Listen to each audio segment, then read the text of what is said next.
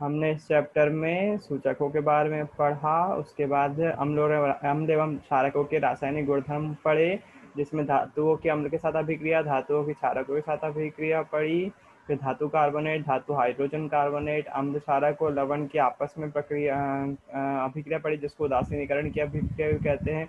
ऑक्सीकरण आधात्विक ऑक्साइड के साथ अम्लों की क्रिया और क्षारकों के साथ आधात्विक ऑक्साइड की अभिक्रिया पढ़ी, उनकी समानता देखी तो हमने देखा कि हाइड्रो जो जो अम्ल होते हैं, एसिड होते हैं, उसमें हाइड्रोजन आयन होता है, जबकि क्षारकों में कौन से आयन होते हैं, OH माइनस आयन होते हैं, यानी हाइड्रोक्साइड आयन होते हैं। शुष्क चीज़ें जो है, शुष्क गैस अगर है तो वो लिटमस पेपर का रंग नहीं बदल पाती है। मतलब क्या कि आयनों के आदान प्रदान के लिए, आयनों को गति करने के लिए जलीय विलयन की आवश्यकता होती है। जलीय विलयन नहीं होगा तो अम्ल अम्लीय तरह से व्यवहार नहीं कर पाएगा, क्योंकि आयन्स फ्रीली नहीं मूव कर पाएंगे, है ना। उसके बाद एक और ये वाली रिएक्शन में देखी थी, और अब हम जो बात करने वाले हैं वो बात करने वाले हैं इस रिएक्शन में हमने देखा था कि कोई अभिक्रिया को किसी अम्ल या क्षारक को कैसे हम तनु या सांद्र कर सकते हैं। तनु का मतलब हो जाता है पतला कर सकते हैं, सांद्र का मतलब हो जाता है गाढ़ा कर सकते हैं, है ना। कैसे हम तनु और सांद्र कर सकते हैं किसी अम्ल को, मतलब उसमें प्रति इकाई आयतन में आयनों की मात्रा में कमी ला सकते हैं या बढ़ा सकते हैं।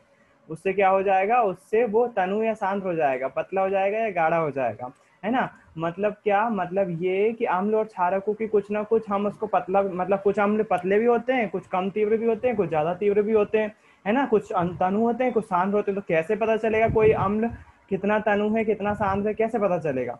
उसके लिए एक पैमाना डेवलप किया गया, जिसको बोलते हैं पीएच पैमाना।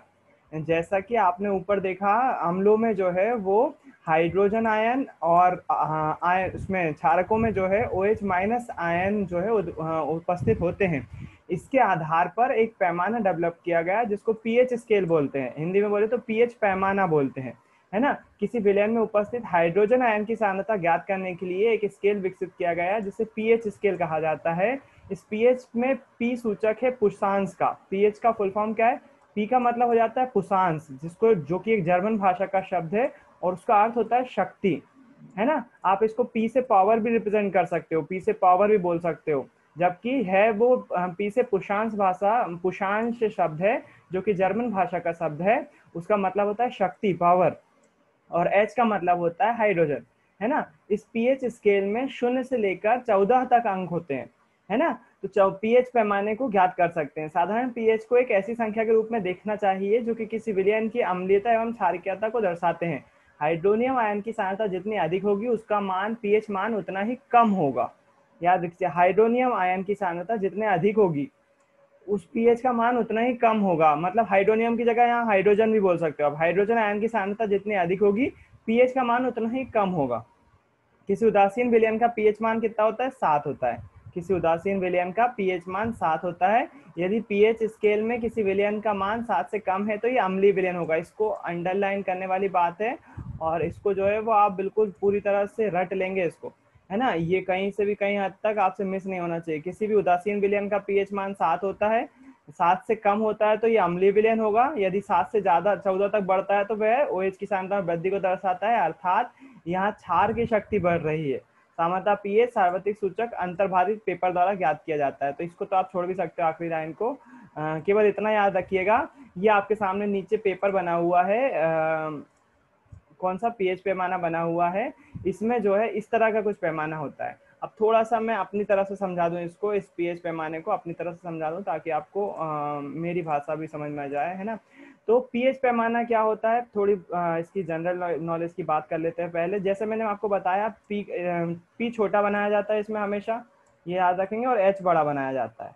पी छोटा बनाते हैं और एच बड़ा बनाते हैं। इसका मतलब क्या हो जाता है, इसका ये जर्मन भाषा का शब्द है पुषांश, कुशांश नहीं, कुशांश, कुशांश, जिसका मतलब होता है शक्ति या पावर, है ना, जिसका मतलब होता है शक्ति या पावर। और किसकी शक्ति? हाइड्रोजन आयन की शक्ति। किसकी शक्ति? हाइड्रोजन आयन की शक्ति। हाइड्रोजन आयन की शक्ति, है ना। पीएच को क्या बोलते हैं? पुषांश। पी को बोलते हैं पुषांश, जिसको बोलते हैं शक्ति। किसकी शक्ति? हाइड्रोजन आयन की शक्ति। तो हम किसी भी पदार्थ में हाइड्रोजन की सांद्रता ज्ञात करके उसकी अम्लीयता या क्षारीयता बता सकते हैं, इसीलिए ये पीएच पैमाना विकसित किया गया। इसलिए पीएच पैमाना विकसित किया गया कि किसी पदार्थ में हाइड्रोजन आयन की सांद्रता कितनी है वो अगर हमें पता चल जाए तो हमें ये पता चल जाएगा वो अम्लीय है या क्षारीय। कैसे पता चल जाएगा? ये एक स्केल होता है, पीएच एक स्केल होता है जिसमें हम कितने नंबर तक लिखते हैं, 0 से लेकर 14 तक नंबर लिखे रहते हैं। 0 से लेकर, जैसे मान लीजिए यहाँ पर 0 लिखा हुआ है, 7 यहाँ पर लिखा हुआ है बीच में, और 14 यहाँ पर लिखा हुआ है आखिरी, है ना। 14 यहाँ पर आखिरी लिखा हुआ है, 7 बीच में लिखा हुआ है। इसमें बीच में 0 से लेकर 7 तक अंक होंगे, 0, 1, 2, 3, 4, 5, 6, 7, 8, 9, 10, 11, 12, 13 और ये आखिरी में 14, है ना। 0 से लेकर 14 तक कुछ अंक होते हैं। अब इसमें क्या होती है, इसमें हमको पता चलती है हाइड्रोजन आयन की सांद्रता। मतलब उदाहरण के लिए अभी मैंने आपको बताया था कि जो अम्ल होते हैं उनमें हाइड्रोजन आयन होते हैं, ये बताया था कि नहीं। अम्ल में जो है वो हाइड्रोजन आयन होते हैं। और क्षारकों में कौन से आयन होते हैं? क्षारकों में होते हैं OH आयन, क्षारक में होते हैं OH minus ion, OH minus ion. PH पैमाना बता देता है हाइड्रोजन आयन की सांद्रता। तो मतलब ये केवल अम्ल के बारे में बताएगा? नहीं, ऐसा नहीं है। आपको इतना यहाँ पर ये बात सीखने को मिलती है कि अम्ल में H+ आयन भी होते हैं और OH माइनस आयन भी होते हैं, लेकिन हाइड्रोजन आयन ज्यादा होते हैं। और OH ऐसे क्षारकों में भी H आयन भी होते हैं, लेकिन OH आयन जो है वो ज्यादा मात्रा में होते हैं। मतलब इसको स्केल में कैसे पता चला, स्केल में कैसे दिखाते हैं, तो यहाँ पर हम क्या करते हैं, स्केल में एक लाइन खींच देते हैं, यहाँ से लेकर यहाँ तक, यहाँ से लेकर यहाँ तक एक लाइन खींच देते हैं, और एक डॉटेड लाइन जो है वो यहाँ पर भी बीच में से 7 को भी खींचते हैं, ताकि ये 7 दिखा दे, 7 वाला अंक दिखा दे, है ना। तो यहाँ पर जो ये वाला रीजन दिखाता है, इसको मैं कलर कर देता हूँ। ये वाला जो रीजन रहता है, ये वाला रीजन, ये दिखाता है OH आयन की सांद्रता। काय की सांद्रता? OH आयन की सांद्रता। तो ये वाला जो आपको ऑरेंज कलर का जो रीजन दिख रहा है, ये सॉरी माफ कीजिएगा, H आयन की सांद्रता दिखाता है। किसकी? H आयन की सांद्रता दिखाता है। जबकि जो नीचे वाला एरिया है, जो नीचे वाला एरिया दिखाई दे रहा है आपको, ये किसकी सांद्रता दिखाता है? ये OH की सांद्रता दिखाता है। किसकी? OH की सांद्रता दिखाता है। मतलब क्या? OH माइनस की सांद्रता दिखाता है ना। ये क्या है कि H+ आयन की सांद्रता, इसको बोलते हैं सांद्रता। सांद्रता मतलब कि कितने ज्यादा मात्रा में है। और ये क्या दिखा देता है? OH माइनस की सांद्रता दिखा देता है। मतलब ये, अच्छा एक और बात, 0 से लेकर 6.9 तक, मतलब यहाँ तक, 7 वाला नहीं, 0 से लेकर 6.9 तक जितने भी पदार्थ होते हैं, जितने भी पदार्थों का पीएच कितना आता है, 0 से लेकर 6.9 तक आता है, वो सभी अम्ल होते हैं। वो सभी क्या होते हैं? अम्ल होते हैं। कितना कितना पीएच होना चाहिए अम्लों का? 0 से लेकर 6.9 तक, 6.99 तक। ये सभी कैसे होते हैं? अम्ल होते हैं। और 7.1 से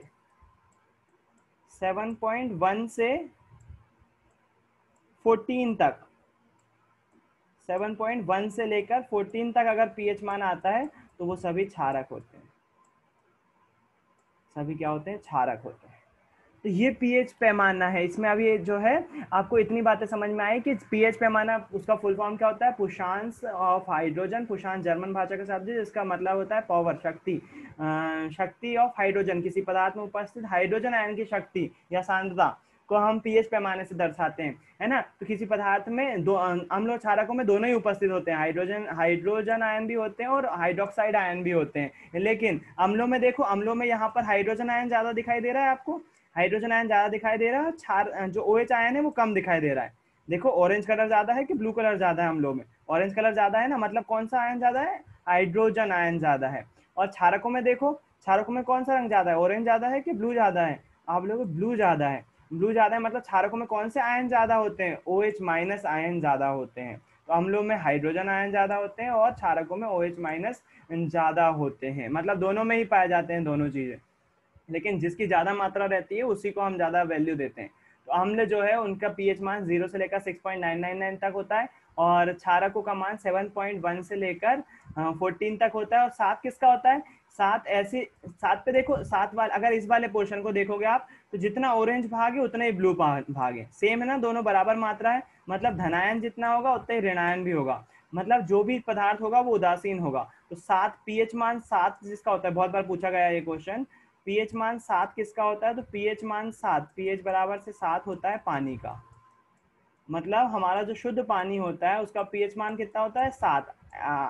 अनफॉर्चुनेटली शुद्ध पानी हमारे आसपास हमको पेयजल स्रोतों से मिलता ही नहीं है जिसका पीएच सात हो, या तो ज्यादातर वो उसमें जो है वो क्षारीयता रहती है, वो क्षारीय रहता है क्योंकि उसमें लवण मिले रहते हैं, है ना, तो उसका लगभग लगभग जितना पानी हमको मिलता है वो लगभग लगभग क्षारीय ही होता है ना, तो उसका पीएच मान 6 से वेरी करता है, 6.5 से लेकर 7.5 तक हो जाता है अपने, लेकिन शुद्ध पानी नहीं मिलता हमको, 7 पीएच वाला पानी नहीं मिलता, है ना, इसलिए पानी जो है वो उदासीन होता है, ना अम्लीय, शुद्ध पानी ना ही अम्लीय होता है ना क्षारीय होता है।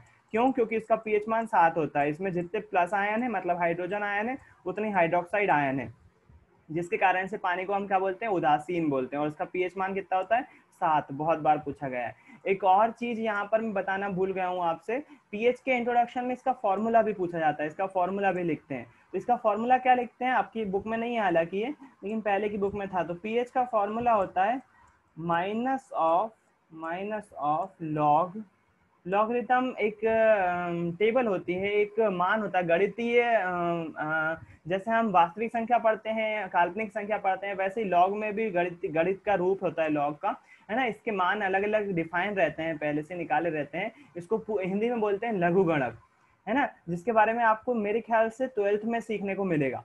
अभी तो 10th क्लास में तो लॉग के बारे में है ही नहीं, 10th क्लास में कुछ भी नहीं है लॉग के बारे में, लेकिन इसका फॉर्मूला होता है pH of minus log of hydrogen ion, hydrogen ion, तो ये पीएच का मान होता है ना, पीएच का मान आप याद रखेंगे, पीएच का मान क्या होता है, minus of log H plus ion, ये वाला जो है वो फॉर्मूला होता है जो कि पुरानी बुक में था, नई बुक में से हटा दिया गया है, लेकिन आप लिख सकते हो फिर भी, और इसी से जो है वो हम पीएच की डेफिनेशन भी बनाते हैं, इसी फॉर्मूले से हम पीएच पैमाने की डेफिनेशन भी बना सकते हैं। अभी हमने जो देखा वो डेफिनेशन नहीं थी, पीएच पैमाने की डेफिनेशन नहीं थी, वो हमने केवल उसके जनरल नॉलेज के बारे में लिखा कि पीएच जो है, पीएच पैमाना जो है अम्ल एवं क्षारकों में उपस्थित आयनों की सांद्रता को ज्ञात करने के लिए पैमाना विकसित किया गया है।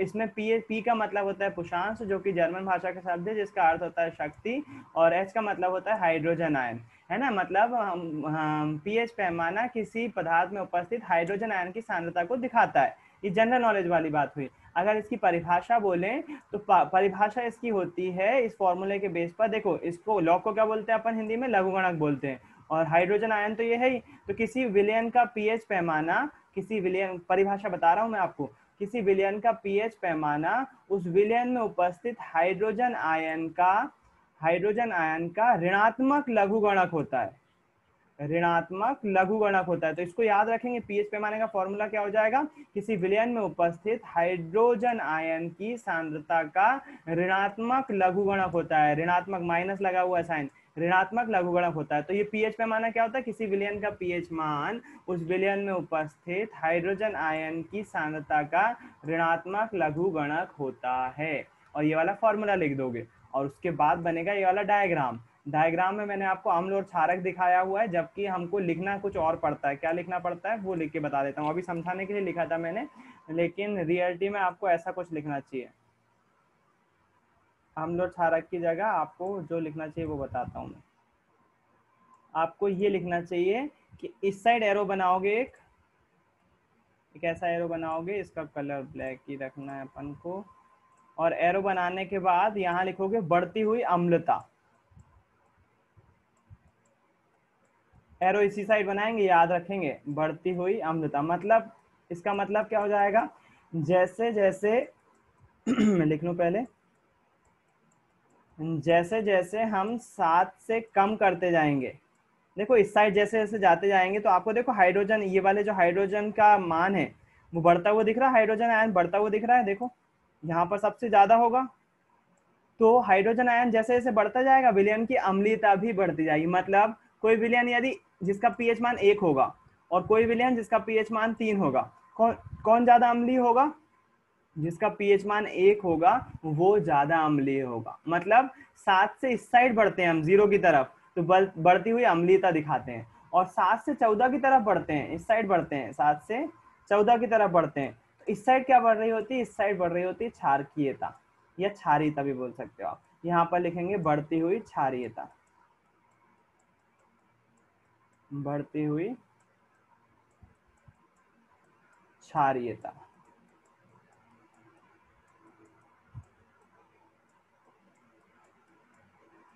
बढ़ती हुई क्षारीयता मतलब किसी विलयन का पीएच मान यदि 8 होगा और एक का मान 12 होगा तो आप मुझे बताओ पीएच क्षारीयता कौन सबसे ज्यादा क्षारक होगा?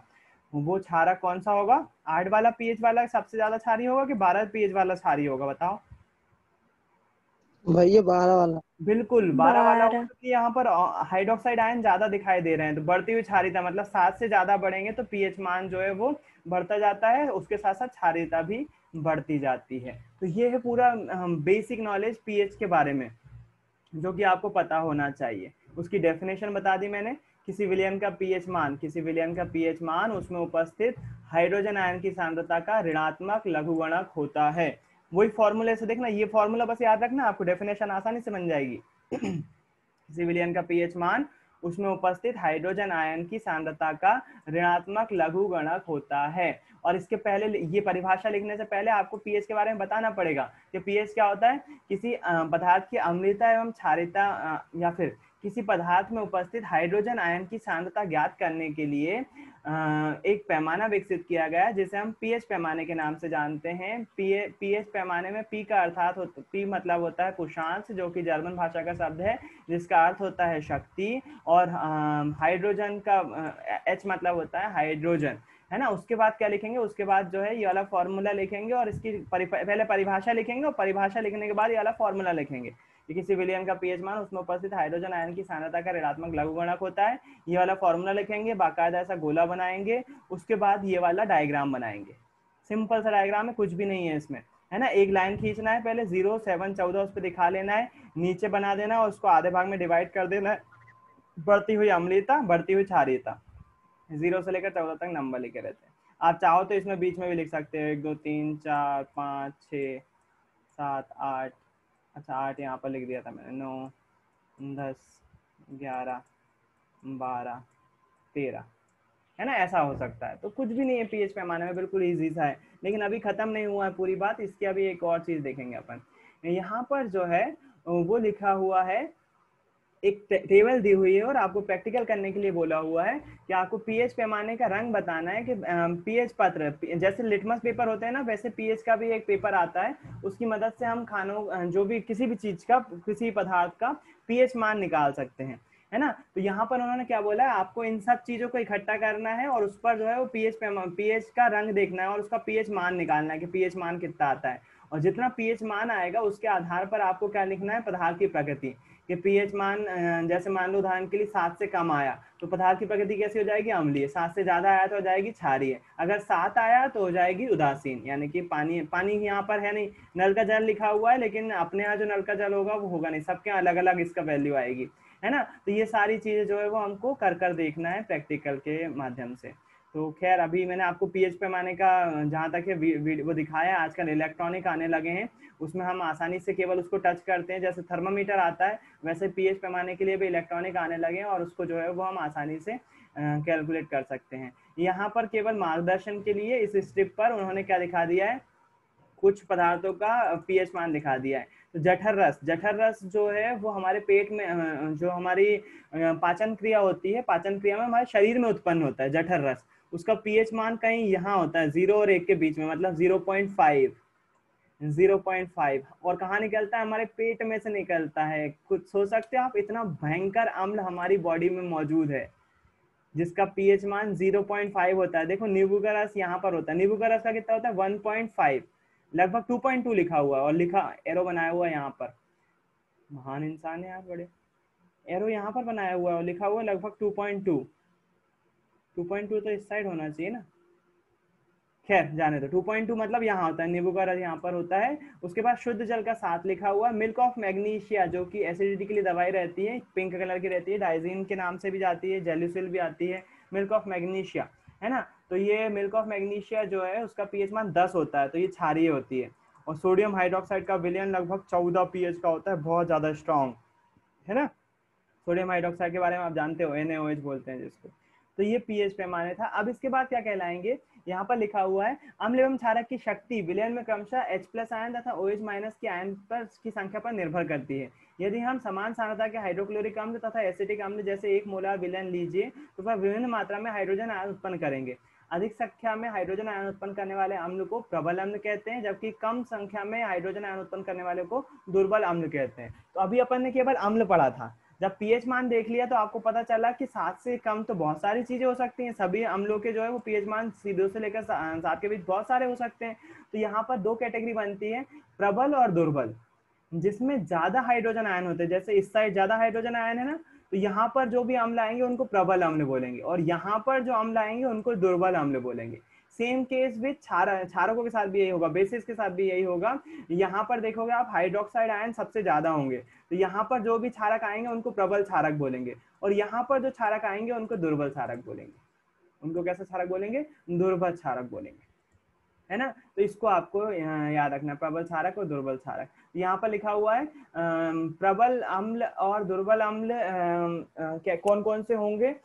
यहाँ पर प्रबल अम्ल और दुर्बल अम्ल के उदाहरण आपको पता होना चाहिए। मैं आपको थोड़ा सा होमवर्क देता हूँ इस बारे में, है ना। आप कहीं से ढूंढ के पता करिए प्रबल अम्ल और दुर्बल अम्ल किसको के उदाहरण क्या है, शायद आपको पुरानी बुक्स या कॉपी में मिल जाएंगे।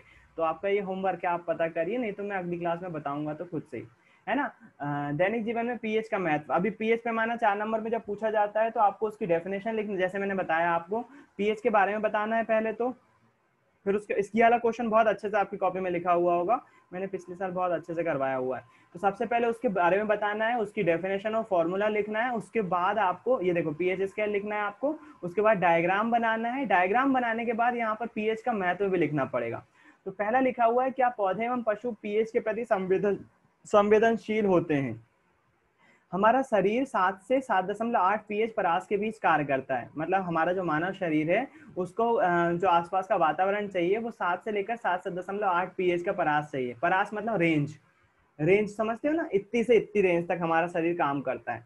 जीवित प्राणी केवल संकीर्ण पीएच परास परिसर में ही जीवित रह सकते हैं। वर्षा के जल का पीएच मान जब 5.6 से कम हो जाता है तो वह अम्लीय वर्षा कहलाती है। शायद आपको मैंने अम्लीय एसिड रेन के बारे में बताया हुआ है कि नाइट्रोजन और सल्फर के ऑक्साइड जो है वो वायु प्रदूषण के कारण से वायु में जाते हैं और वो काय में मिल जाते हैं, जल में घुल जाते हैं, जिसके कारण से अम्लीय वर्षा होती है ना। अम्लीय वर्षा से हमको बहुत सारे नुकसान हो सकते हैं, जैसे त्वचा का कैंसर वगैरह भी।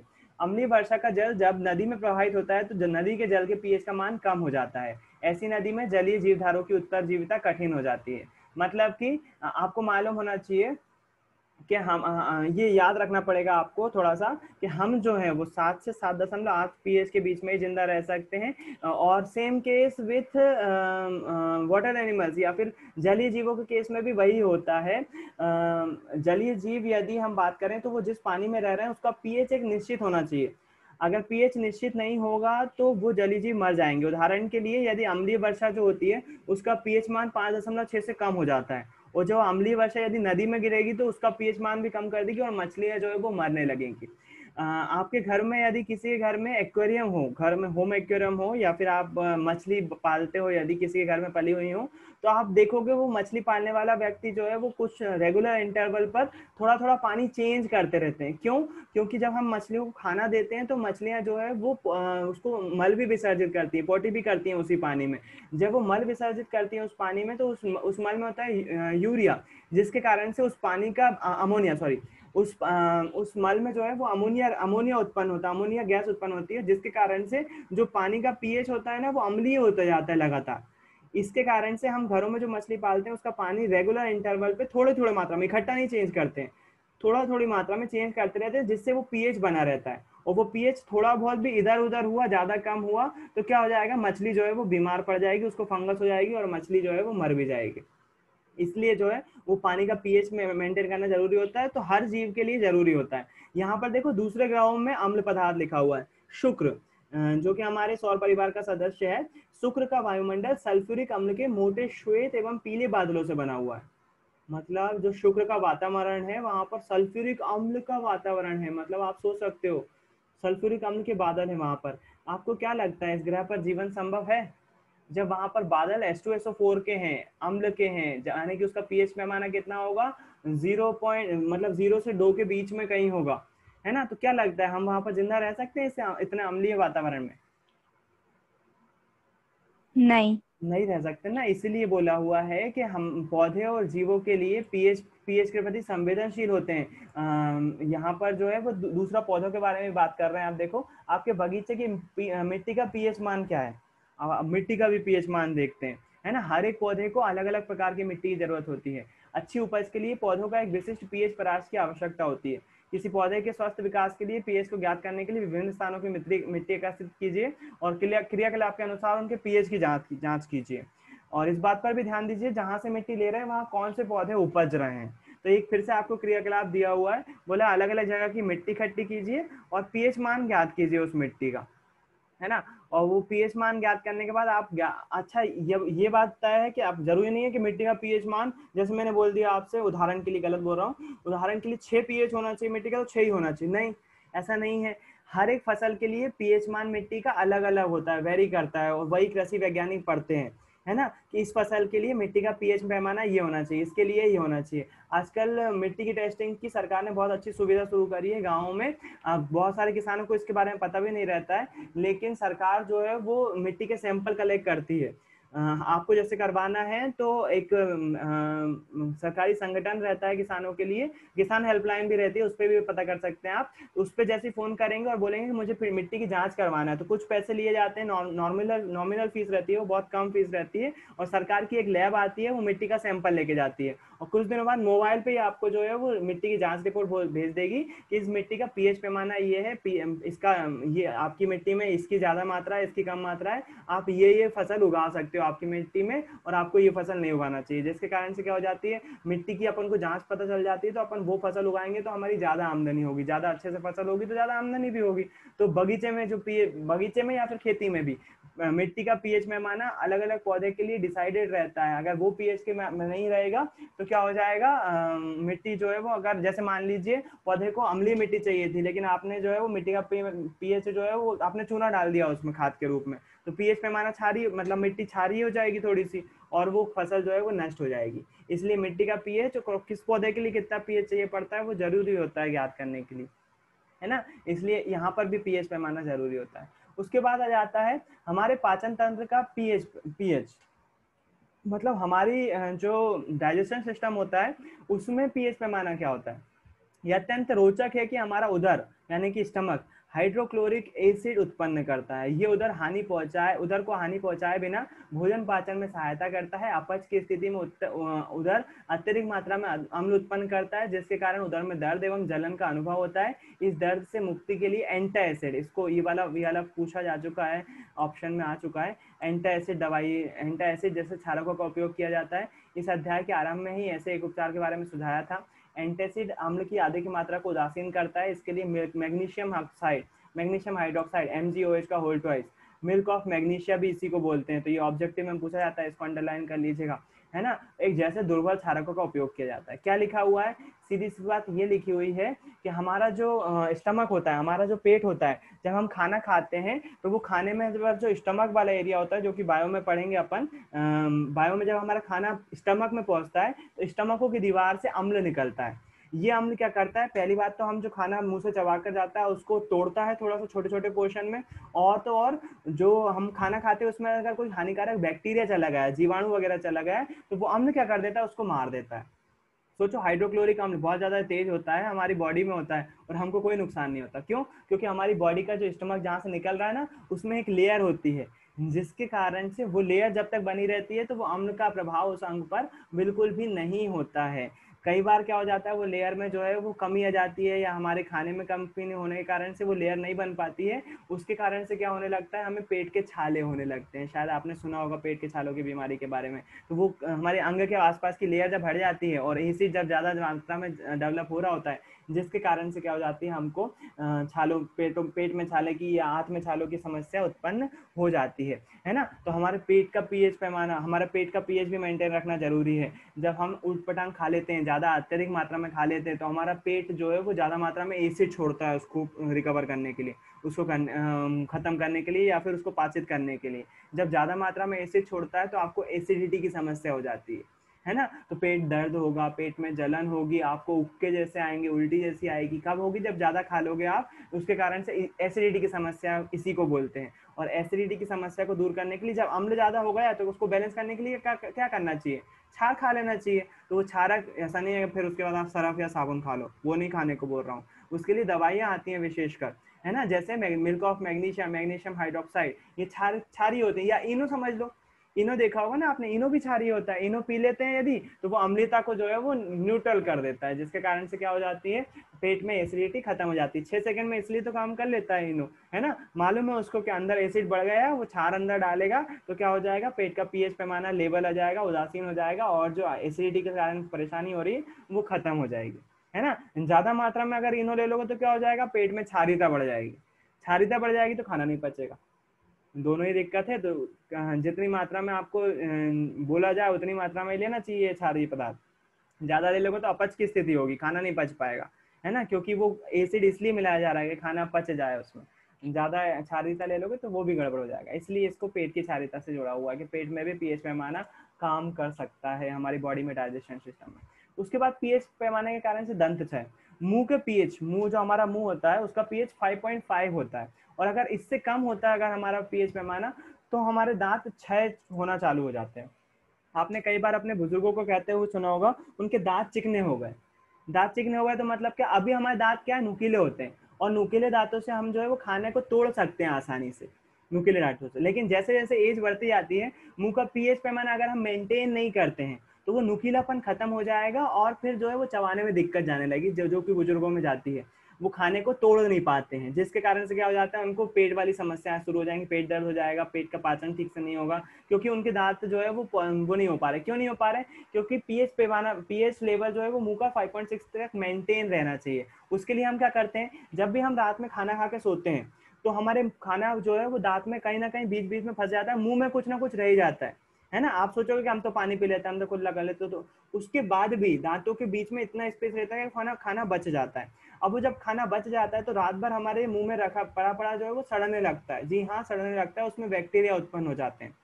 वो बैक्टीरिया मुंह का पीएच जो है वो अम्लीयता की तरफ बढ़ा देते हैं, अम्लीय कर देते हैं। और ऐसा लगातार रेगुलर होता रहता है तो आपके दांत जो है वो चिकने हो जाते हैं, या फिर खराब होने लगते हैं, सड़ने लगते हैं, है ना। इसलिए जो है वो पीएच पैमाना इसको मेंटेन रखने के लिए रात में ब्रश करने के लिए बोला जाता है। तो जो हमारा टूथपेस्ट होता है वो क्षारीय होता है, और जब हम खाने के बाद टूथपेस्ट कर लेते हैं तो हमारे मुंह का पीएच जो है वो मेंटेन हो जाता है, थोड़ा सा क्षारीय तरफ की तरफ बढ़ जाता है। और फिर उसके बाद जब हम सोते हैं तो वो अम्लीय और क्षारीयता का उदासीन होकर हमारा पीएच लेवल बना रहता है, जिससे मुंह का पीएच लगातार 5.6 के आसपास बना रहेगा, और हमारे जो मुंह के दांत, जो हमारे दांत जो है वो नुकीले के नुकीले बने रहेंगे, वो उनका क्षरण नहीं होगा। अगर पीएच पैमाना गड़बड़ होगा तो बिल्कुल आपको जो है वो दांतों की समस्या से परेशान सामना करना पड़ सकता है ना। तो ये आपको याद रखना है मुंह के दांतों के लिए। उसके बाद आखिरी टॉपिक है, उसमें पीएच पैमाना और कहाँ यूज किया जाता है, तो कुछ जीवों के, कुछ पशुओं और जीवों के द्वारा अपनी आत्मरक्षा के लिए भी इसका यूज किया जाता है।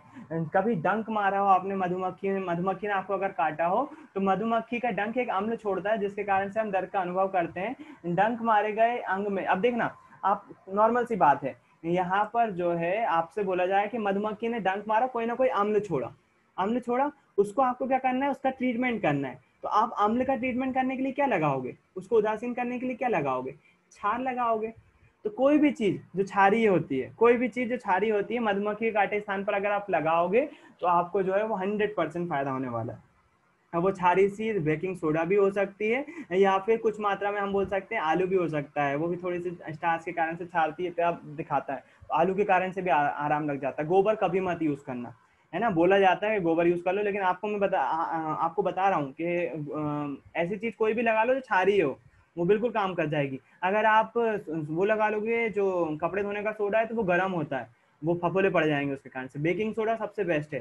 केरोसिन ऑयल भी कुछ हद तक, केरोसिन ऑयल होता तो नहीं है क्षारीय, लेकिन फिर भी कुछ हद तक होता ही है ना, केरोसिन ऑयल भी क्षारीय होता है, वो भी लगा सकते हैं। कुछ भी क्षारीय वाला लगा दोगे आपको आराम लग जाएगा, है ना। लेकिन आपने अगर गोबर वगैरह लगा दिया तो हो सकता है वो गोबर की प्रकृति अम्लीय हो, और उसके कारण से आपको फफत भी बहुत ज्यादा और ज्यादा बढ़ सकता है वो काटा हुआ स्थान, है ना। तो कई पौधे जो है, कई जीव जो है वो अपने प्रतिरक्षा के लिए डंक मारते हैं, और डंक के थ्रू क्या छोड़ते हैं वो, अम्लता छोड़ते हैं, अम्ल छोड़ते हैं, जिसके कारण से हमारा अंग जो है वो थोड़ा सा तकलीफ होने लगता है। उस अम्ल के कारण से जलन होती है, हमारी कोशिकाओं में चला जाता है वो अम्ल, जिसके कारण से हमको जलन होने लगती है। उसके मेंटेन करने के लिए हम उस पर क्षारकीय कोई भी पदार्थ अगर सकते हैं, जिसके कारण से हम बच सकते हैं। ऐसे ही एक नेटल के पौधे के बारे में यहाँ पर लिखा हुआ है कि नेटल का पौधा होता है जो कि जो है मेथनोइक अम्ल छोड़ता है। नेटल के यहाँ पर जो है, यहाँ नेटल के बारे में भी लिखा हुआ है। नेटल एक शाकीय पादप है जो कि डंकनुमा बाल होते हैं इसके पत्तों पर, गलती से छू जाए तो डंक जैसा दर्द होता है। इन बालों से मेथनोइक अम्ल निकलता है ना, मेथनोइक अम्ल निकलता है। फॉर्मिक अम्ल भी बोलते हैं इसको, मेथनोइक को क्या बोलते हैं, फॉर्मिक अम्ल भी बोलते हैं। अगर इस पारंपरिक तौर पर इसका इलाज डंक वाले स्थान पर पौधे की पत्ती रगड़कर किया जाता है। ये पौधे अधिकतर नेटल के पास ही पैदा होते हैं। क्या आप डाक पौधे की प्रकृति का अनुभव लगा सकते हैं?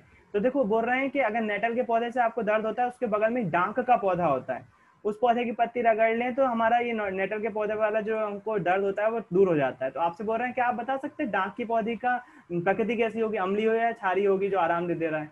तो क्षारीय होगी बेसिकली। जब ये मेथनोइक अम्ल छोड़ रहा है और इस अम्ल को प्रभाव को दूर कर दे रहा है डांक का पौधा, तो उसकी प्रकृति क्षारीय होगी। तभी तो जो है वो हमको उसका आराम लग जा रहा है, इसी तो हमको आराम लग जा रहा है, क्योंकि इसने अम्ल छोड़ा, नेटल के पौधे ने अम्ल छोड़ा, और डांक के पौधे ने क्षार छोड़ के उसको उदासीन कर दिया।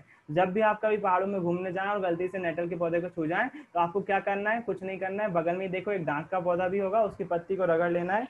गलती से नेटल ही मत रगड़ लेना, डांक के पौधे को रगड़ लोगे तो आपको आराम लग जाएगा, है ना। तो कोई भी चीज जहाँ पर अम्ल की बात हो रही है उसको हमको ठीक करना है तो क्षारक का उपयोग करेंगे, जिसके कारण से उसका हम इलाज कर सकते हैं आसानी से, चाहे वो एसिडिटी क्यों ना हो या फिर मधुमक्खी ने काटा हुआ क्यों ना हो। तो ये था आपका पीएच पैमाना के बारे में संपूर्ण नॉलेज। आई होप आपको समझ में आया हो। पीएच के बारे में मैंने पूरी बातें आपको बता दी जितना मुझे पता था एज पर माई नॉलेज, है ना। आज के लिए इतना ही रखते हैं, कल फिर मिलेंगे। किसी को कुछ पूछना है तो पूछ सकता है।